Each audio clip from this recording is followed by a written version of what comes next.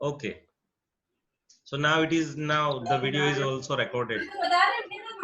चलो, तो मैं सिमुलेशन के बारे में बता रहा था कि it is a prediction technique and इसमें क्या होता है कि पास्ट एक्सपीरियंस को बेस मान के परमेश, राकेश भाई, जय, आप लोग, सुनील, आप अपना है ना म्यूट हो जाओ, मेरे को आवाज सुनाई दे रही है।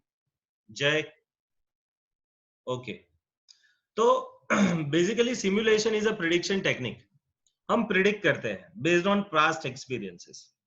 अब ये पास्ट एक्सपीरियंसेस जो है वो नॉर्मली ऑब्जर्वेशंस के फॉर्म में रिकॉर्ड होते हैं।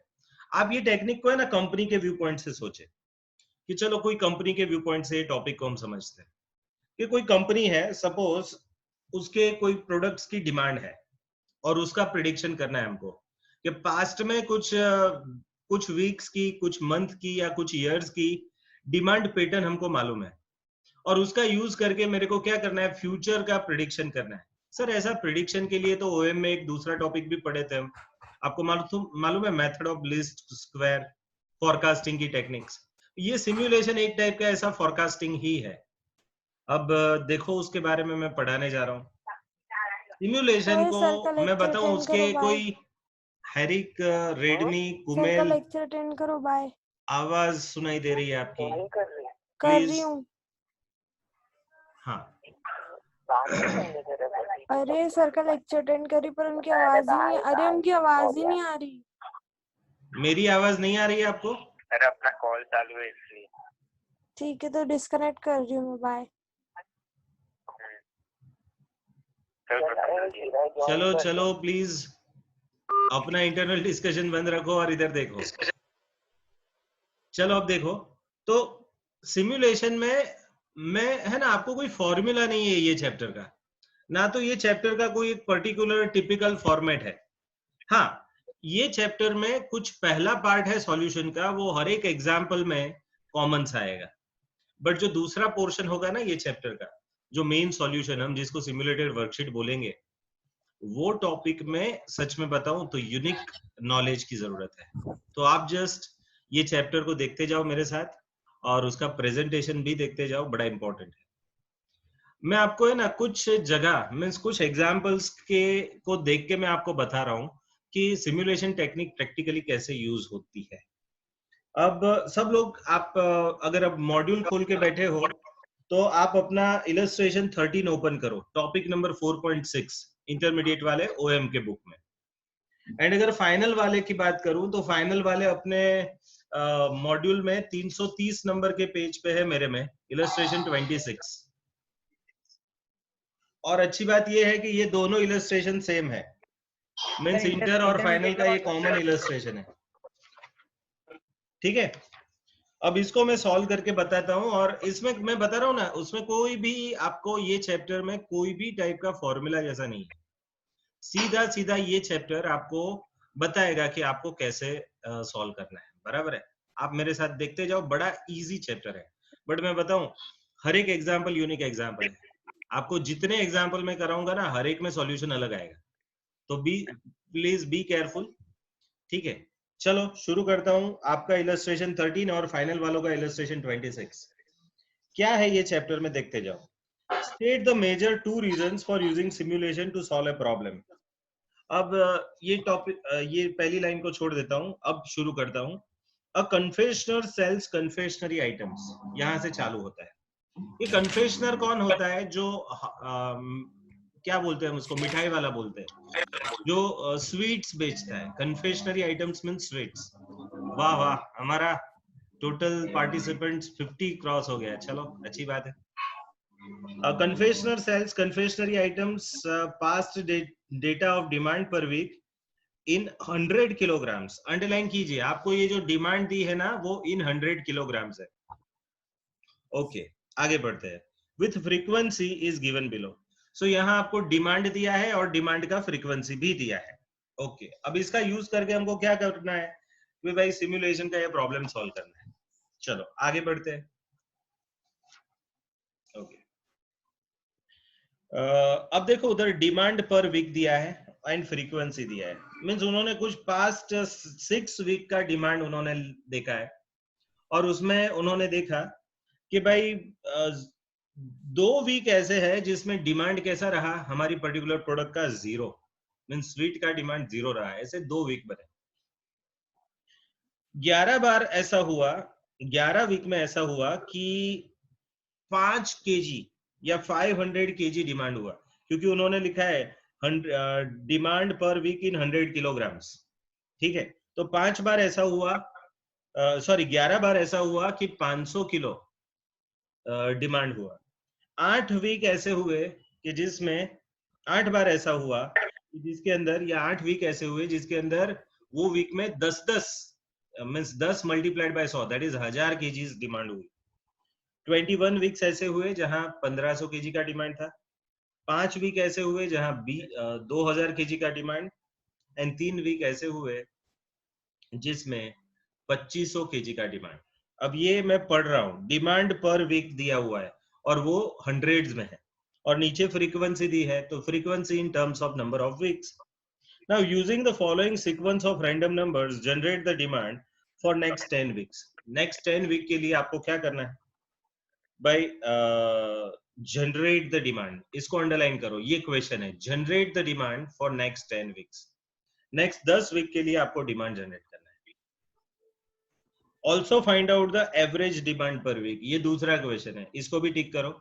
Also find out the average demand per week. Okay, अब ये दोनों क्वेश्चंस के सॉल्यूशन मैं कर रहा हूं, और मेरा लैपटॉप में अब ऐसे अरेंज कर रहा हूं कि आपको बोर्ड पर दिखेगा, ठीक है।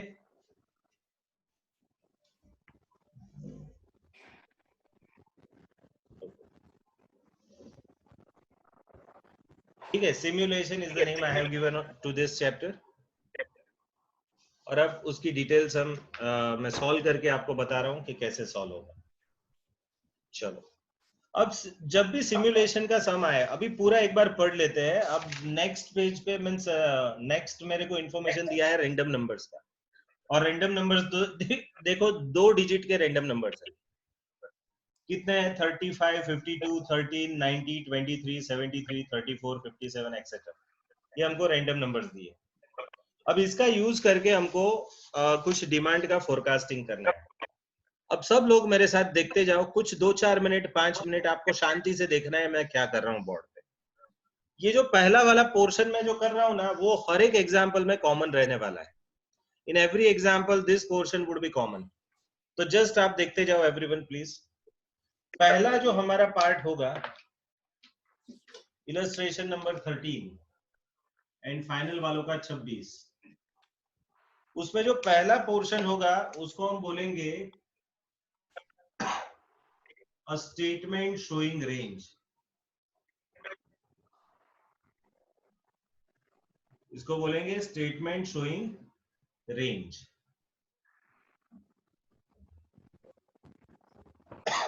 अब इसके अंदर क्या आएगा? तो स्टेटमेंट शोइंग रेंज के अंदर हमको एक रेंज बनानी है। अब वो कैसे बनेगा उसके लिए आप देखो, सबसे पहले मैं लिख देता हूं ये डिमांड पर वीक, फिर लिख देता हूं फ्रीक्वेंसी, फिर मैं लिख देता हूं प्रोबेबिलिटी, फिर मैं लिखता हूं क्यूमुलेटिव प्रोबेबिलिटी, एंड फिर मैं लिख देता हूं रेंज। अब ये सब क्या है आप जरा देखते जाओ। इनिशियली आपको लगेगा कि सर ये एकदम से कैसे आ रहा है, बट बड़ा इजी है, आपको समझ में आएगा।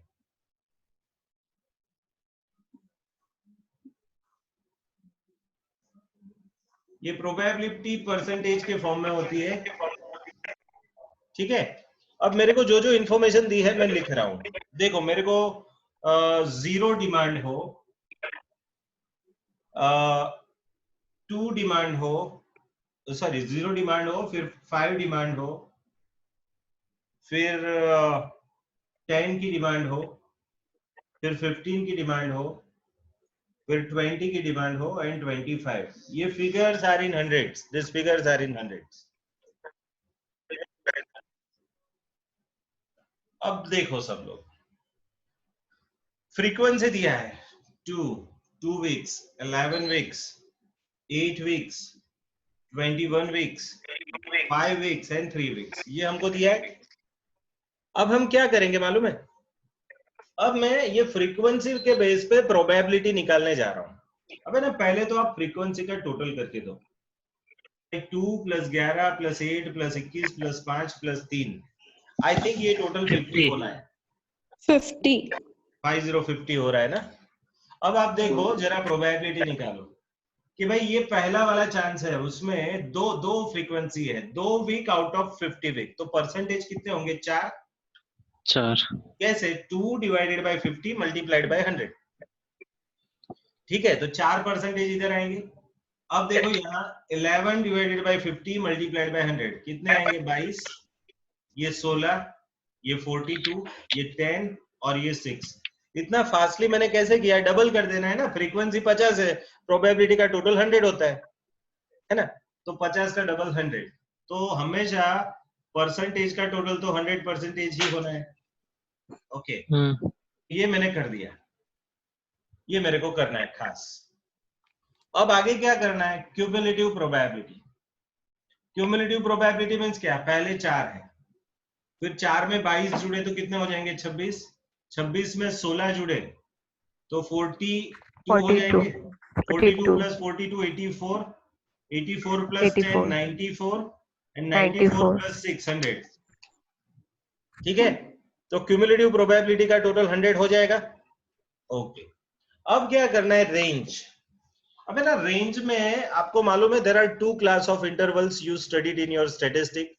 एक था inclusive class of intervals and दूसरा है एक्सक्लूसिव क्लास इंटरवल्स। तो अब उसके हिसाब से आप देखो तो 0 से शुरू होके ये 4 है। अब ये एक्सक्लूसिव क्लास इंटरवल है, तो मैं क्या करूंगा? ये 4 में से एक माइनस कर दूंगा तो 3 बचा, तो 0 0 to 3, और ये 4 इधर लिखूंगा नया वाला, तो 3 and 4 दो अलग हो गए, that is why they are exclusive class interval. फिर 4 से लेकर के 26 में से एक माइनस करूंगा तो 25। अच्छा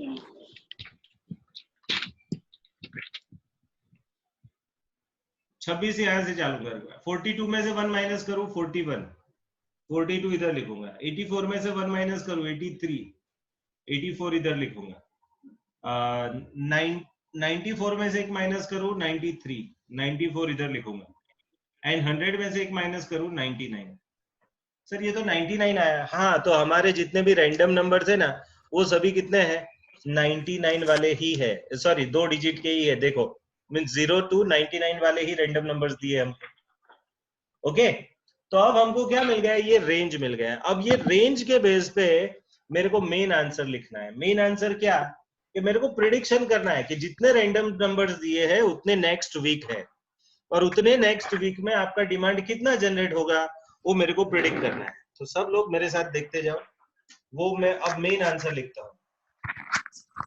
उन्होंने क्या पूछा है क्वेश्चन में? देखो तो, generate the demand for next 10 weeks, means next 10 week का मेरे को प्रिडिक्शन करना है। तो वो जो रैंडम नंबर्स दिए हैं उसमें से पहले 10 वीक के रैंडम नंबर्स में लूंगा, ठीक है, सब लोग देखते जाओ। अब मेरा मेन आंसर है, अब ये वाला पोर्शन मोस्टली सभी एग्जाम्पल में कॉमन रहेगा, सभी एग्जाम्पल में प्रोबेबिलिटी दे देंगे। ये एक एग्जाम्पल था जिसमें फ्रीक्वेंसी दिया था, प्रोबेबिलिटी डायरेक्ट नहीं दिया था, तो हमने ढूंढ लिया। अब मेन आंसर है सिम्युलेटेड वर्कशीट।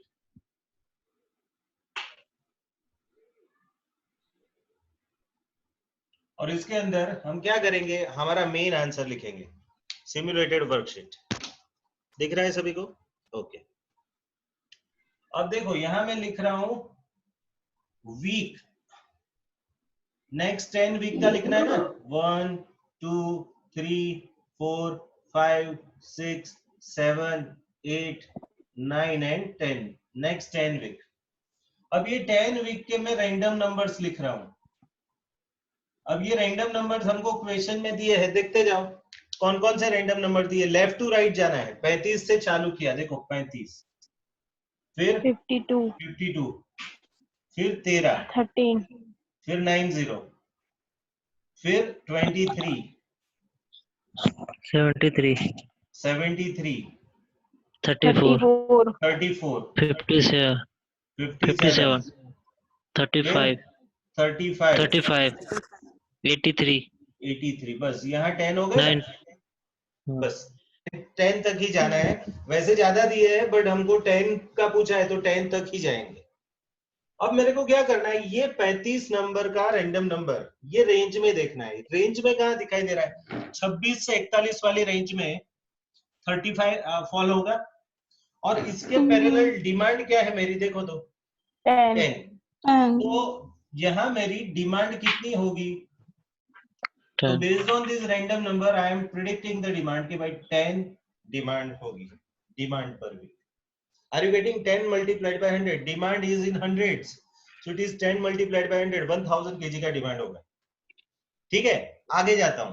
चलो 52 कहाँ फॉल होता है, तो 42 टू 83 के बीच में। तो उसका पैरेलल आप देखते जाओ, चौथा 15 है, 15 तो यहाँ क्या आएगा डिमांड 15। फिर ये 13 कहाँ फॉल होता है, 4 से 25 के बीच में। 5 तो 4 से 25 के बीच में कौन सा है, 5। तो यहाँ डिमांड कितना आएगा, 5। चलो 90 कहाँ फॉल होता है, ये 84 टू 93 में सेकंड लास्ट में। 20 तो वहाँ डिमांड कितनी होगी, 20। चलो 23 यहाँ सेकंड में फॉल होता है, वहाँ डिमांड कितनी है, 5। 73 कहाँ फॉल होता है, 42 से 83 के बीच में, चौथा है, वहाँ 15 डिमांड है। चलो 34 कहाँ फॉल होता है, 34 इधर थर्ड वाले में, तो वहाँ कितना है डिमांड, 10। चलो 57 कहाँ फॉल होता है, यहाँ 15 चौथा है, तो वहाँ डिमांड कितनी है, 15। 35 कहाँ फॉल होता है, 10 यहाँ थर्ड वाले में, वहाँ डिमांड कितनी है, 10। एंड 83 कहाँ फॉल होता है, चौथे वाले में, वहाँ डिमांड कितनी है, 15। तो हमारा पहला आंसर आ गया कि demand, generate the demand for next 10 week, ये हो गया। And also find out the average demand, ये क्वेश्चन है। अब एवरेज डिमांड कैसे निकलेगा, तो मैं ये सभी का टोटल करूंगा, कितना आता है बोलो तो, 120 कितना है, 420 120 ओके 120। तो 120 is the total demand, but it is for 10 weeks ना, ठीक है। तो उसको 120 को 10 वीक से डिवाइड कर दो, तो 12 would be the average demand. Everyone getting this much, बस यही है आपका सिमुलेशन, ठीक है। अब ये तो मोस्ट सिंपल सा सम था, इसलिए आपको ऐसा है, बट इसमें जैसे जैसे डिटेलिंग हम बढ़ते जाएंगे आपको मालूम पड़ेगा कि भाई सच में इसमें कितनी गहराई है। तो चलो अभी ये पहला एग्जांपल है, आपको लिखना कुछ नहीं है, मैं आपको व्हाट्सएप ग्रुप पे ये चीजें डाल रहा हूँ, आप शांति से देख, लेटर ऑन उसको कॉपी कर लेना।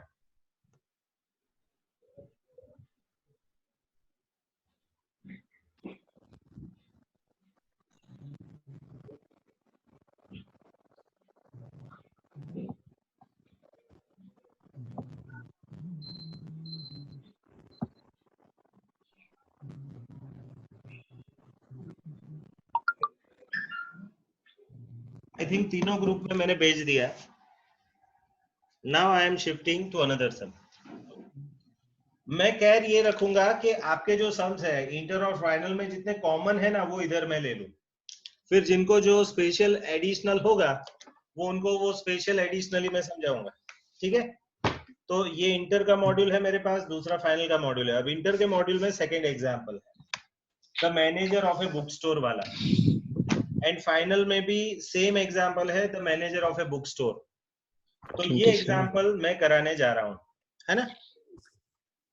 अब ये एग्जांपल में मैं आपसे एक चीज एक्सपेक्ट करूंगा एक्स्ट्रा, कि जो सिंपल चीज है, मेरे पास है ना बोर्ड का लिमिटेशन है इतने ही साइज का, ये मेरे बच्चे के लिए बोर्ड लाया था मैं कि वो घर पे कुछ लिखे 1 to 10। अब आज इसमें मैं आप फाइनल वालों को और इंटर वालों को पढ़ा रहा हूँ, तो कभी कभी ऐसा होता है कि पुरानी चीजें हमको काम लग जाती है, तो मेरे पास बोर्ड की लिमिटेशन है। तो अब नेक्स्ट सम है ना थोड़ा कॉम्प्रिहेंसिव है, सो दैट इज व्हाई मैं बोर्ड को थोड़ा चेंज भी करता हूँ। ये अभी जो बोर्ड है उसको मैं टॉप टू बॉटम कर रहा हूँ, और है ना उसका पहला पोर्शन मैं आप सभी को बोल रहा हूँ कि आप है ना अंदर से मॉड्यूल में से ही देख ले पहला पोर्शन। पहले नेक्स्ट इलस्ट्रेशन पे जाते हैं, I am starting with the next illustration. चलो पहले आ जाओ। The manager of a book store has to decide the number of copies. Second example पे आ जाओ सब लोग। The manager of a bookstore has to decide the number of copies of a particular textbook to order. ठीक है। अब उसको ये है ना, एक बुक स्टोर की बात है, और ये बुक स्टोर वाले को क्या करना है मालूम है, कि कितनी कॉपी ऑर्डर करेगा वो सोचना है ये बुक स्टोर वाले को। Okay, a book cost ₹60 and is sold for ₹80। एक बुक है जो 60 रुपए में वो बाय करता है और 80 में बेचता है, तो 20 रुपया उसका प्रॉफिट है। Since some tax laws change year after year, any copies unsold while the edition is current must be sold for 30।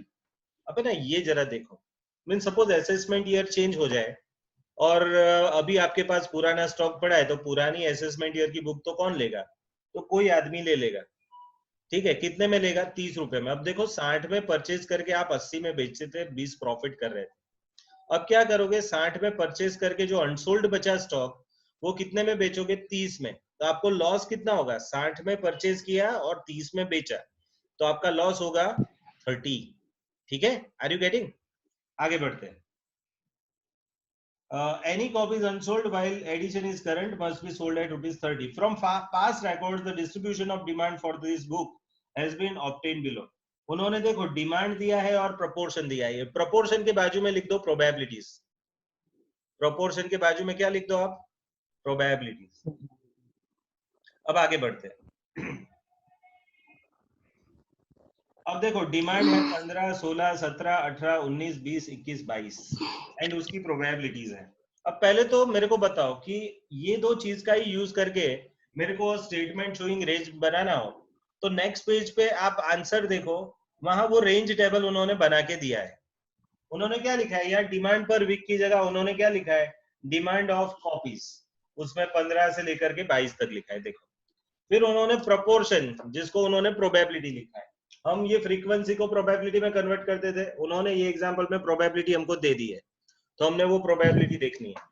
फिर हमको क्यूमुलेटिव प्रोबेबिलिटी करनी है, तो वो भी उन्होंने करके दिया है। देखो 5 + 8 13, 13 + 20 33 + 45 78 + 10 88 + 7 95 + 3 98 + 2 100। उन्होंने पॉइंट में लिखा है, instead of 100 they have stated in a point. अब रेंज देखो, वही सेम एक्सक्लूसिव क्लास इंटरवल का यूज करके 00 to 04, फिर 5 to 05 to 12, फिर 13 to 32, फिर 33 से 77, फिर 78 से 87, फिर 88 से 94, फिर 95 से 97 एंड देन 98 से 99। आपको ये मालूम हो रहा है कि ये कैसे किया, एक्सक्लूसिव क्लास इंटरवल, लास्ट वाली फिगर नहीं लिखते थे क्यूमुलेटिव में से, और वो नेक्स्ट वाले के बिगिनिंग में लिखते थे। अब इतना मैं एक्सपेक्ट कर रहा हूं कि आप मॉड्यूल के अंदर से ही देख लो। अब मैं बाकी का जो पोर्शन है ना, क्यों, क्योंकि उन्होंने देखो नीचे क्वेश्चन में पढ़ो, using the following sequence of random numbers generate the demand for 20 time periods. Means ये एग्जांपल में 20 पीरियड का डिमांड प्रेडिक्ट करना है। सो मेरे को ये बोर्ड है ना, ऐसा घुमा के लंबा कर देना पड़ेगा और उसमें 1 से 20 का प्रेडिक्शन करूंगा। दूसरा क्या पूछा है, using the following sequence of random number. आप नंबरिंग लगा दो, यूजिंग लिखा है ना, उसके आगे नंबर 1 लिख दो। by using the following sequence of random numbers generate the demand for 20 periods। फिर आगे कैलकुलेट लिखा है, वहां नंबर 2 लिखो, और वहां लिखो calculate the average profit obtainable under each of the course of action. Average profit कितना होगा वो, ओपन टू द मैनेजर। फिर नंबर 3 लिखो, what is the optimal policy, company की बेस्ट पॉलिसी क्या रहेगी, ये भी ढूंढो। तो चलो ये सब का सॉल्यूशन मैं आपको ये बोर्ड को चेंज करके दिखाता हूं, ऐसा करूंगा।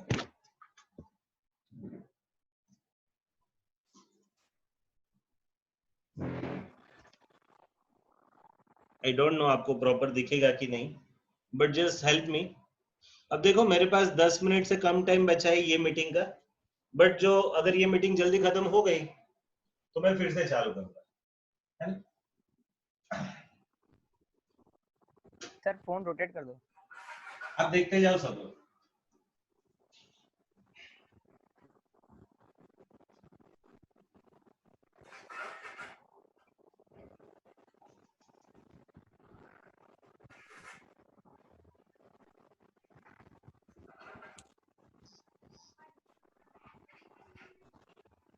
एक मिनट।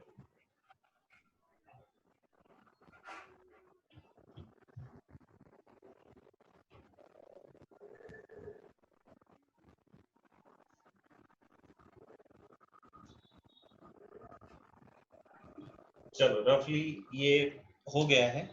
नाउ लेट अस सी। अब मेरे को क्या करना है, सिमुलेटेड वर्कशीट ड्रॉ करनी।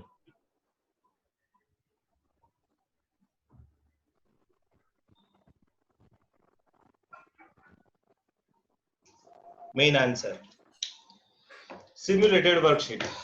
अब उसके अंदर हम देखते हैं क्या क्या लिखना है।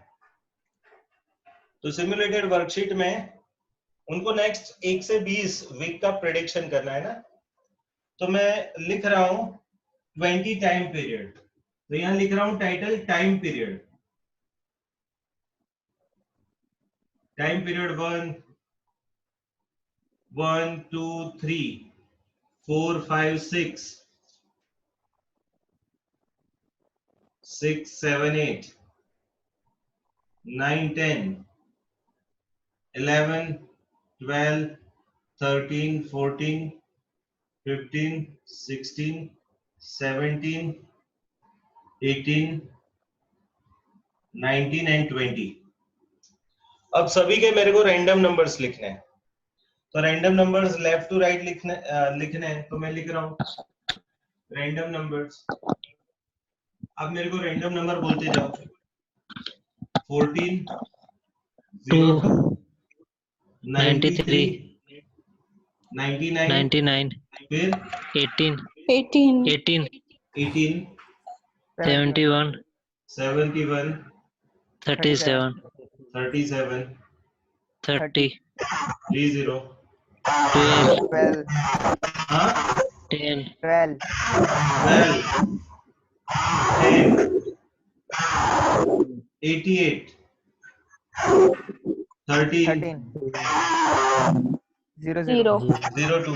किसी में से ज्यादा आवाज आ रही है, एक काम करो बंद कर दो, म्यूट हो जाओ। 13 के बाद 02 मैं लिख रहा हूं। अरे 13 के बाद 00 00 है। 57 57 69 69 32 फिर 32 है 18 है 8 08 है 92 92 है 73 एंड 73। अब क्या करना है आपको, वो रैंडम नंबर का जो रेंज वाला टेबल है उसमें देखते जाओ तो भाई 14 नंबर कहाँ फॉल हो रहा है। तो थर्ड वाले में 13 टू 32 वाले में वहां डिमांड कितनी है 17। तो यहां मैं लिख रहा हूं डिमांड। डिमांड कितना है 17। आगे देखते हैं।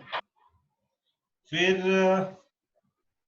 उसके बाद क्या है 17 के बाद 02 कहाँ आता है 02 पहले में आता है, वहां 15 है। फिर 93 में 20 है।